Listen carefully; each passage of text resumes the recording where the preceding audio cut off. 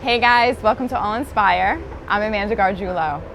We're about to hop inside of Beans and Leaves to talk to a dear friend of mine, Tom Starita, who just got his second book published. And we're going to discuss what inspired him to actualize his dream.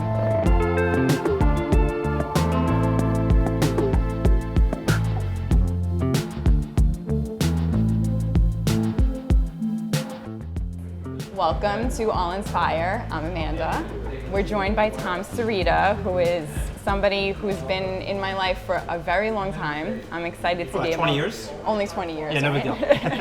I'm excited to be able to sit down with you and chat. You just got your second book published. That's right. Which is really, it's an amazing book, guys. I cannot put it down. It's called Growth and Change Are Highly Overrated. That's the second book. Second book, yep. The first book is... 2 Ways to Sunday. I read that one too, couldn't put it down. I guess just to start, I really wanted to ask you, you weren't always a writer, right? So No. you had a life before you decided to go after this path. Can you tell me what you were doing before? I didn't know what I was doing before. I thought I was going to go into broadcasting in college. Okay. That was always a plan, that I was, be like a sport broadcaster and live that life. And then in college, I realized that the odds of me getting a job in New York as like the guy are slim and none. So I hooked a left, and I wound up teaching religion for 7 years at 2 different schools. And I was just trying to figure myself out, just trying to figure out what I want to do. And I think I was motivated more by being afraid to fail than going for it, which is why I didn't start writing until I was 29 years old. Coming off of being afraid of failing, what changed for you? What's your why? Like, why did you decide to make the shift and to go after it? This idea came to me so strongly. I was just so frustrated with my own life and the choices I had made and the position I had put myself in terms of relationships and jobs and everything else, that I was just so angry that when this idea came, I just thought, the hell with it, I'm gonna go for this. And so I started writing with no plan in mind, but it made me feel better about myself. I started examining the why behind why I do things. And I think that's why I still write today, because I'm trying to figure out who I am and why I do the things I do. Mm-hmm. The reason why we're here is because Tom actually wrote his book here. That's right. About 4 years ago, you said? So basically, I moved back here August of 2014, and for a year and a half, I didn't work. I came here like every day, and I wrote, and I wrote, and I wrote. So this is like home. Can you actually tell myself and the viewers a little bit about the 2 books? Oh yeah, absolutely. Mm-hmm. So 2 Ways to Sunday was my first book. It's religious, inspirational. It's about a guy who's on his deathbed, and an angel comes to him and says, do you have faith because of what you have, or do you have faith based on what's in your heart?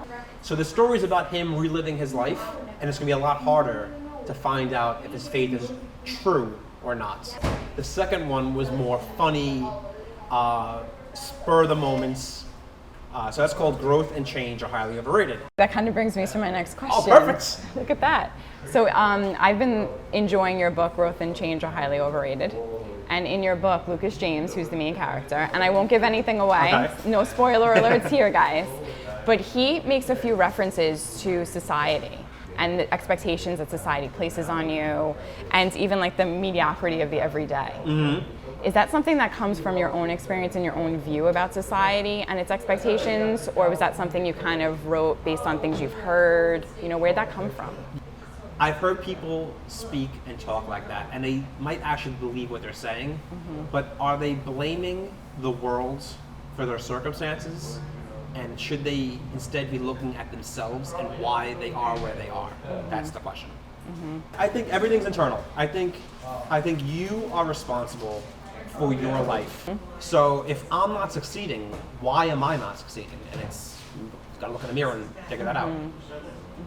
Because it's the idea of being present in what you have, right? Leaning into the discomfort that may be showing up, and then realizing that there may be something better on the other side of it. But if you don't take that chance and you don't do it, then how are you ever gonna know? I think being present is so important. And it took me a long time to even understand what that means. Just being accepting of whatever is going to come to you, good or bad, and realizing that you're not going to die from anything, but you can use it in a good way. My first book came out of heartbreak, but I got a book out of it. My second book came out of worse, but I got a book out of it. Right. So you take what's given to you and use it in a positive way.